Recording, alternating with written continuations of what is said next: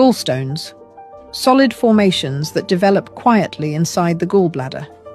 They form when bile, a digestive fluid meant to stay liquid, becomes too concentrated.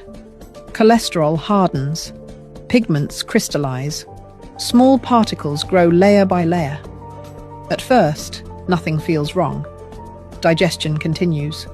Signals stay silent, but stones change flow. When the gallbladder contracts, a stone can block the exit. Pressure rises. Muscle spasms intensify. Pain appears suddenly, often sharp, often severe. This pain is not random. It is mechanical. A system designed for smooth release meets resistance. Risk increases with imbalance, irregular meals, rapid weight changes, excess fat or cholesterol, reduced movement. The gallbladder adapts until it can't. Some stones remain unnoticed for years. Others demand immediate attention.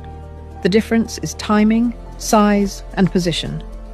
Gallstones are not infection. They are consequence.